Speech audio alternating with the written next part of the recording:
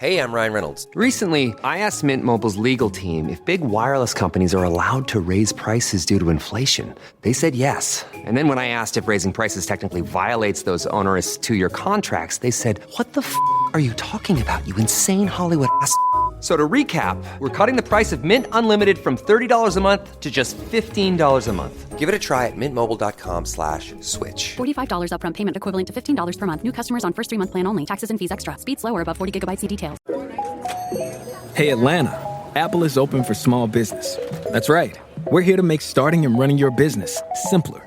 With privacy and security built in on all devices, it's easy for you to protect your customers' data.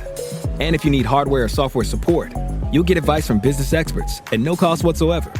So you can focus more on the soup du jour and less on, the other stuff. At Apple, we're open for your small business. Go to apple.com/small business or visit an Apple store to learn more. Your neighborhood just got cooler with Kroger Delivery's refrigerated trucks. Simply order groceries at the same great prices online as in-store, and we'll bring them to you fresh every time. And if that wasn't cool enough, you can now earn 4 times the fuel points after 4 with your digital coupon. Choose a next-day Kroger delivery time slot for 4 p.m. or later on Tuesdays, Wednesdays, and Thursdays. Must deliver by February 4th. Restrictions apply. See Kroger.com for details.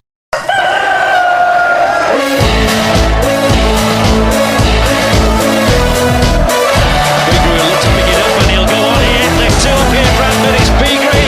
He's got to make this count. It's Beagrey. It's 1-1. You'll see a somersault now. You'll get a double. Right, wherever you are in the world, good morning, good afternoon, good evening, good night, and welcome to Bradford City vs Salford Preview Live. We are currently on X, YouTube, Facebook, and other social sites. This will be going out as a podcast later on in the day. So in today's podcast, we were talking about the post-match Grimsby game, the pre-match Salford game, the score predictions, the weather forecast, and also everybody's favourite feature, what caused absolute uproar last week because I forgot to mention it, what's on your plate. So today, I am joined by, hopefully they can hear me, Bubbles, DJ Lee, and Robbie. Hello. Hello. And Lee should be here as well. Oh, he's having technical issues. Great start to Friday afternoon. Right, so let's get rid of the horrible part, the Grimsby game. What was your thoughts on the Grimsby game, Miss Bubbles? I watched it on TV. Me and Dan did his own commentary because it didn't work. The penalties just seemed to drag on and on and on at the end. And Robert? You thought I played well, personally. Obviously, we didn't get the win. Come down to look at end of the game with the penalties.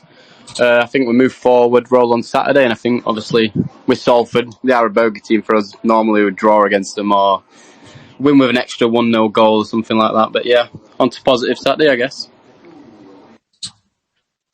And who do you think played well against Grimsby? Any players stand out for you? Patterson for me, trekking back. Okay, and Miss Diane? I can't even flipping work my phone today. Hello. I watched it on telly and it kept freezing on me. But it were an alright game. My dad even watched it. And my dad says, "Where's your captain always taking stuff?" Do you know, like penalties, free kicks, corners? And that's my dad. So, play were alright. Okay, and Lee, what about your thoughts on the game? Our biggest shock of my life when I saw what he'd selected to play against Grimsby. Like I said in comments, that's my prediction gone. Just could see how it were going to go. I thought we obviously played okay in the first half. We had quite a lot of shots. We just didn't finish that game. And I'm going to save the second part for chat about, vent about, and shout about. So, moving on now to the Bradford City versus Salford preview. So, the game tomorrow is at 3 p.m. UK time. This game is not live on Sky Plus. It's available, though, on, I think, Bantams TV for international audiences. So, live from the University of Bradford City Stadium. The referee is Jeff Atrium, if I'm pronouncing that name correctly. And in 2024-25 season, he's only had one appearance so far in the EFL Cup. He's dished out 2 yellow cards, no second yellows, no reds, and no penalties. But then if we just take a little bit of a dive into the 23-24 season. In the 23-24 season championship, he had 18 appearances, 67 yellow cards, 1 second yellow, 2 reds, 3 penalties. 3 penalties. In League 1, he's had 4 appearances, 15 yellow cards, 1 second yellow, no reds, no penalties. In League 2, he's had 2 appearances, 10 yellow cards, no second yellows, no reds, 1 penalty. FA Cup, he's had 1 appearance, 1 second yellow, no second yellows, no reds, no penalties. And in the EFL Cup, he had 1 appearance, 7 yellow cards, no second yellows, no reds, no penalties. Altogether, in the 2023-2024 season, he had 26 appearances, 100 yellow cards, 2 second yellows, 2 reds, and 4 penalties. So, just quickly jotting over now to FootMod. About the match, Bradford City is playing the home game against Salford at University Stadium, 3 o'clock kickoff. Basically, the lineup's not predictable. Typical. So, a bit of insight. Bradford are ranked 5 goals scored per match, 2 goals. Haven't kept a clean sheet in 7 matches. Unbeaten in 4 home games. Salford are ranked 16 in goals conceded per match, 2 goals. Haven't scored in their last 3 matches. Haven't kept a clean sheet in 5 matches. And then now heading over to the Telegraph and Argos, the Simon Parker article. The possible Bradford City lineup, and I do apologise if I actually butcher these names correctly. I am typically like the Merson of Sky Sports. I cannot say names for Jack. So we've got Walker, Baldwin, Byrne, Kelly, Halliday, Smallwood, Wright, Savak, Patterson, Cav, Andy Cook, with subs with young Sarson, who hopefully is going to debut, Jamie Walker, Adar, Poynton, Shepherd, Doyle. The leading scorer for Bradford City in the 2023-2024 season was Andy Cook with 19. League position in 2023-24, 9th.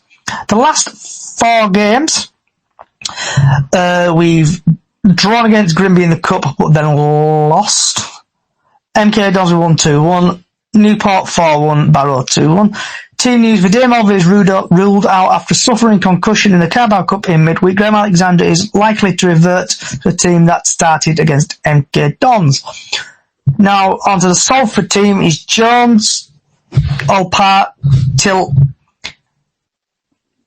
Neg, Gabbert, Humble, Foha, Taylor, McCanny, Enmai, and Carl Stockton, with substitutes of Limber, Woodburn, Lund, Chester, I think that's Dackers, Ashley, and M. Young. The leading top goal scorer for 2023-24 were Matt Smith, 25 league position, 2023 last 4 matches, Doncaster the lost, Port Vale the lost, Harrogate the drew, Newport the won. Team news: Cal Robinson could hand a debut to on loan dad midfielder Tarun Foha. The referee, Jeff Atrium, Country Durham, last took charge of City in their dreadful 2-0 loss in Swindon in January. And for people who bet, match odds: Bradford 3-4, Salford 17-5, the draw 14-5. Last time these sides met, Brad Halliday netted a late winner as City came from behind to win 2-1 at Salford in April. Well, I'll take a quick breather. Starting with Georgia or Bubbles and then working our way across. Just what's your score predictions not score predictions, your lineup do you think should be for the Salford game? I think it's going to probably go the same one that won that MK Dons. But preferably I want part of one. So, yeah.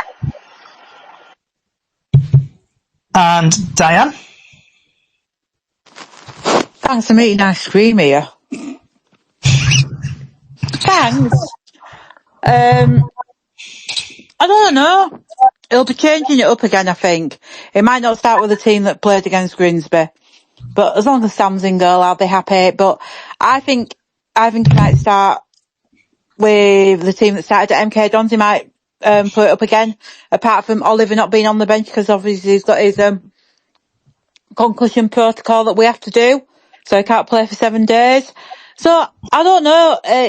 He's probably going to try different formations until we can get it right.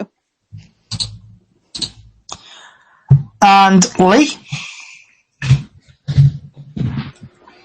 Well, I'm hoping he's going to start Cook for a change. You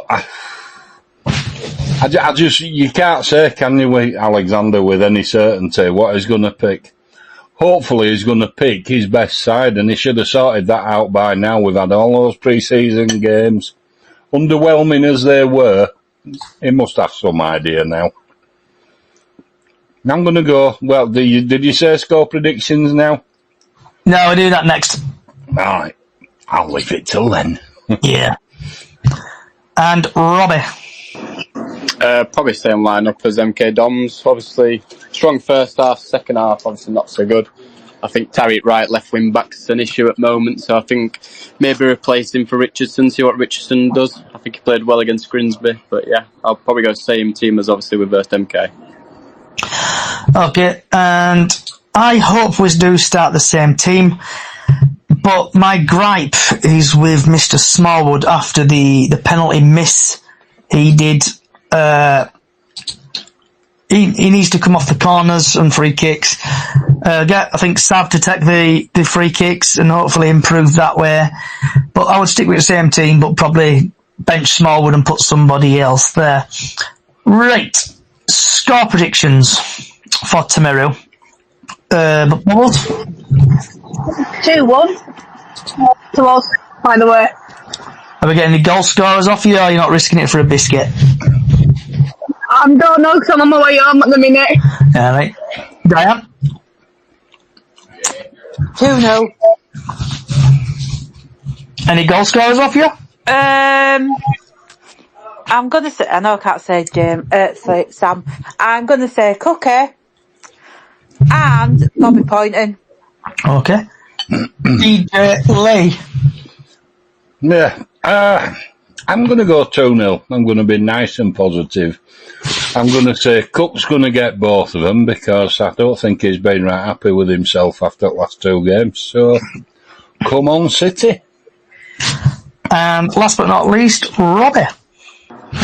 Same as Lee, I'm going to go with 2-0. I'm going to think Cal Cav, I think he'll show up at home, and Kieran Kelly from a corner. Okay. So after seeing Salford, did Salford get battered last week? Anyone know what the Salford score was last week? I'll go on my Sky Sports app. In my mind, I'm thinking it was like 3-0 or something they lost, but I bet it won't, were it? What did they lose by? Saturday. League 2. They lost 2-0 to Port Vale. Yeah, so they lost 2-0 against Port Vale Saturday, and then Tuesday. Did they play Tuesday? Or did they play... Yeah, so they lost against Doncaster in the Cup 2-0, and then in the league game they lost 2-0 against Port Vale. Alright, so I think Bradford are going to probably... I'm going to say 3-0. And I'm going to go Andy Cook, Poynton, and... Richie Smallwood. Yeah, Richie Smallwood free kick. He's going to redeem himself. Right. So tomorrow's weather forecast, the sunrise at 5:50 a.m. It's going to be nice and sunny. I did say this the other day, then it absolutely peed it down, so that's the Met Office's fault. So it's going to be about 18 degrees or so tomorrow, sun's out, so shorts weather and stuff like that. And then when does the sun set, they tell me? Don't tell me when sun sets typically. So... Then, moving on now to the latest Bradford Sea news. And just having a butcher's... I'll start off with, what's people's thoughts on Gilead possibly might be going? And just start off with Bubbles and work away across.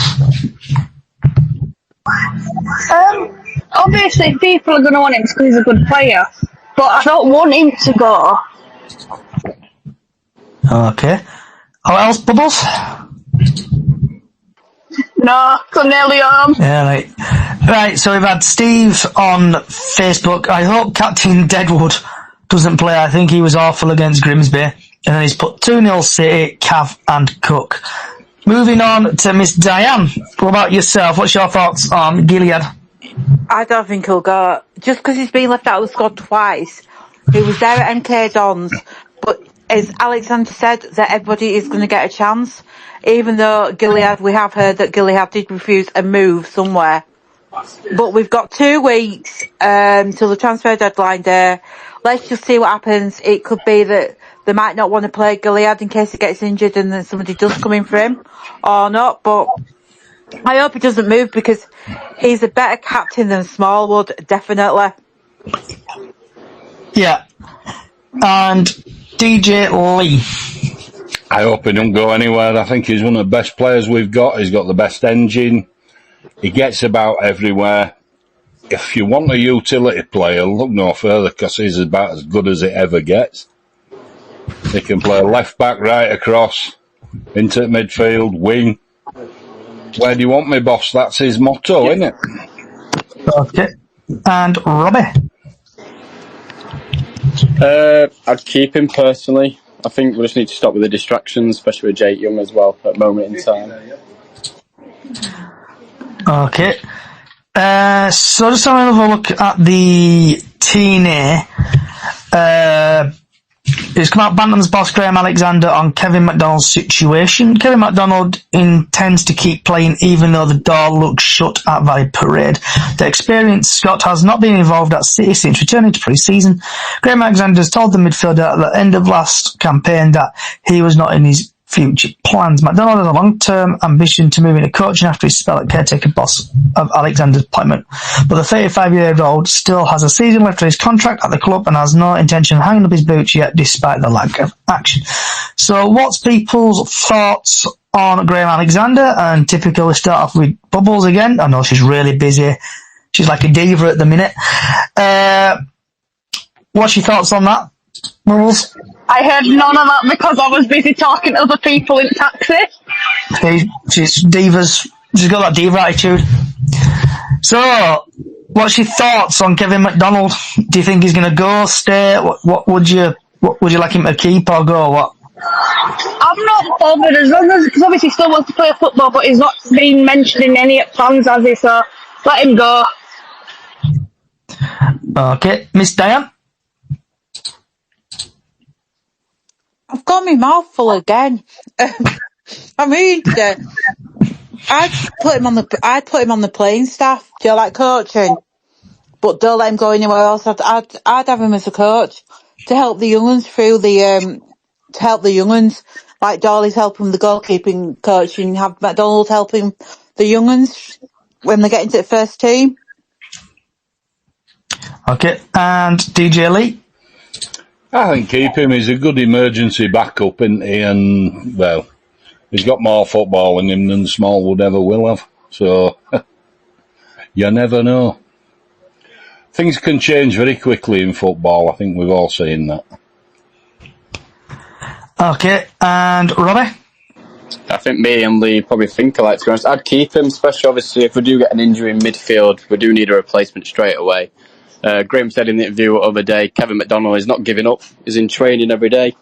He wants to play. He doesn't want retirement just yet, and I rate that, to be honest. So, yeah, I'd keep him in. Okay, and the next thing what the club have announced, Bradford announced community partnership for the Bradford End. So this one's for you, Lee. So the Bradford End at Valley Parade will be known as the TL Dallas Community Stand this season. The partnership between the sponsors and City Community Foundation will see the stand behind the goal house for schools, local community groups and junior club who capitalise on the Foundation Community Ticket Scheme. The ticket scheme allows organisations to watch games for discount for young fans and also low-income backgrounds and typically non-supporting communities.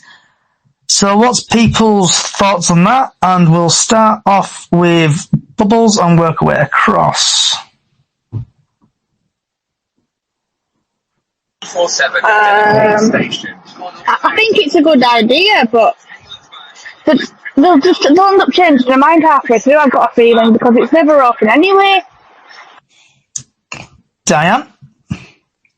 It's a good idea because the young kids that parents can't afford to take them to the football, if they go with a group, they'll be able to sit behind the goal, and it'll be nice to see that open tomorrow. And it'll be nice for young kids that want to get into football but parents can't afford to take them. So it'd be nice to see, so they get into watching Bradford City, not supporting these so-called big league clubs when you live in Bradford. DJ Lee? I've got to be honest, I'm biased. As a kid, paying 50p to get in and actually waiting outside till just after half time so you could get in for notes sometimes. Who remembers them days? I was brought up on Bradford End, and it hasn't done me any harm. You know, I just think it was a great place to watch football from. I know it's different now, it's a different stand and everything, but can still have that same feeling, can't it? It's just community. They've got a home, haven't they, in there? Yeah. I'm all for it. I'm all for it. And what about yourself, Robbie? Yeah, I'm all for it as well. I prefer away fans in that stand, though, personally. Each to his own, but yeah, I do rate it, though. So my thoughts on this, what would happen, for example, if, so we say, a big team comes down? A big team comes down and wants to take that stand over, where would they go then? Would they have to go somewhere else, or is it just going to be permanently closed?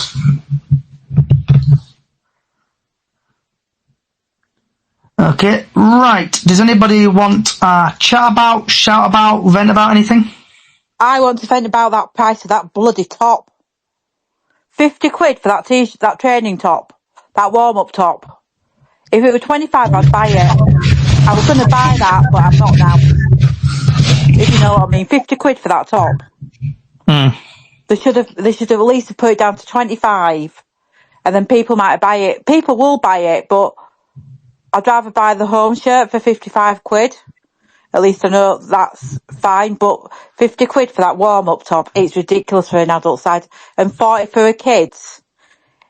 It's just making money. And Miss Bubbles? I have to say, Adolph's Corners on Tuesday were brilliant, if anybody else noticed. Okay, anything else, Bubbles? No, not really. Okay, DJ Lee, do you want to vent about, shout about anything?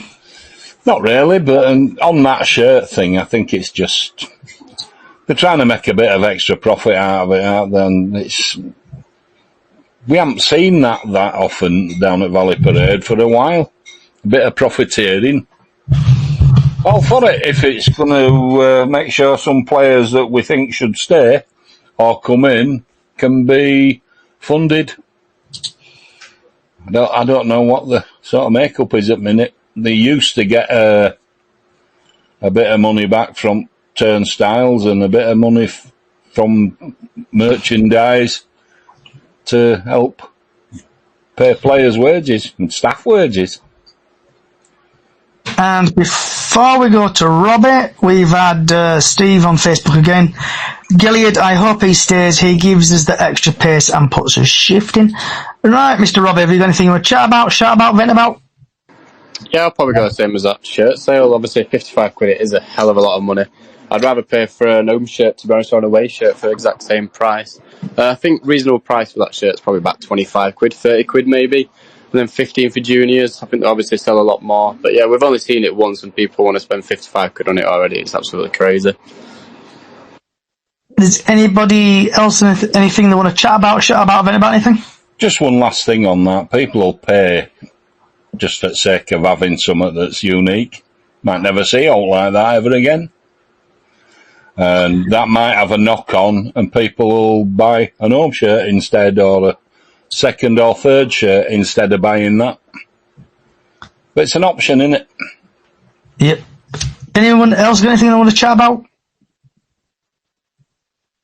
Okay, take the silence as a nil. Right, my little vent, shout about, and just basically general angry sesh. Mr. Richard Smallwood. I think for the first game of the season he did okay, but we are still losing the ball in midfield. It's frustrating how that we lose the midfield constantly and either the team nearly score or score from it. He needs to come off corners and free kicks because he's like a vampire. He doesn't like crosses.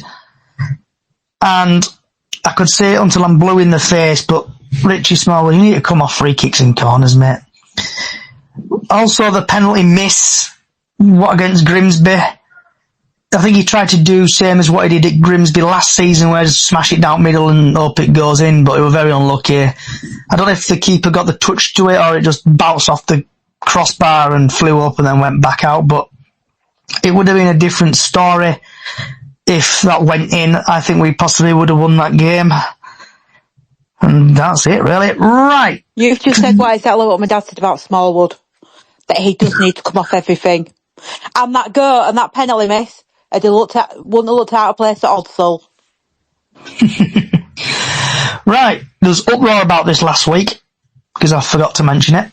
So, what's on your plate, Miss Diane? What have you had for your tea?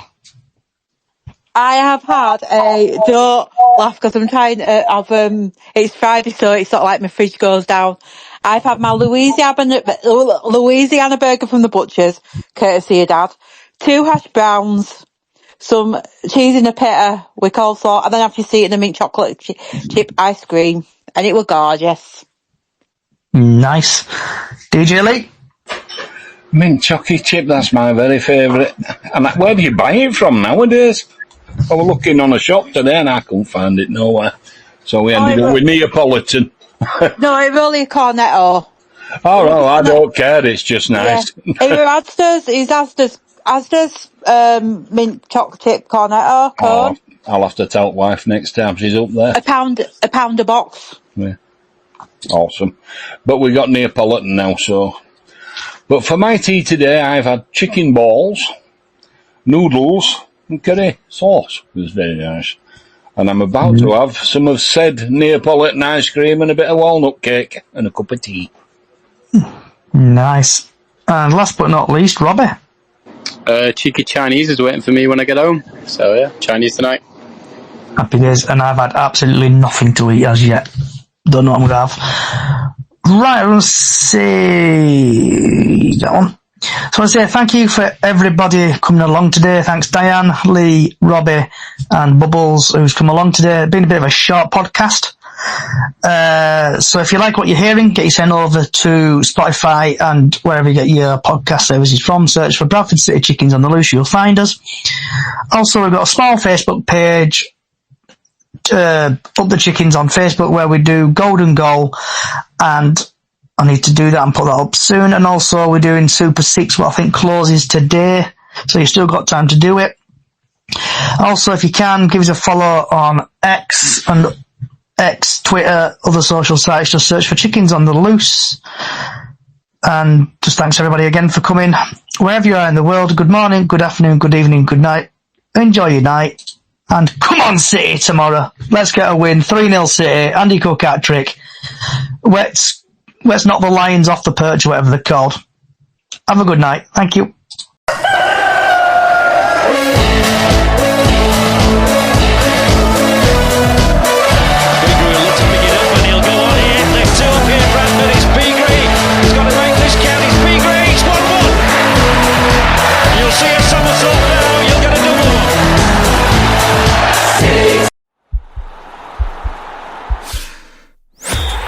Podcast is part of the Sports Social Podcast Network.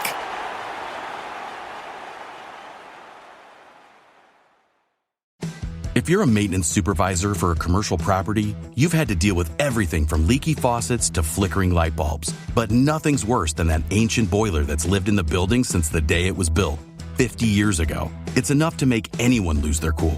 That's where Grainger comes in. With industrial-grade products and dependable fast delivery, Grainger can help with any challenge, from worn-out components to everyday necessities. Call, click Grainger.com, or just stop by. Grainger, for the ones who get it done.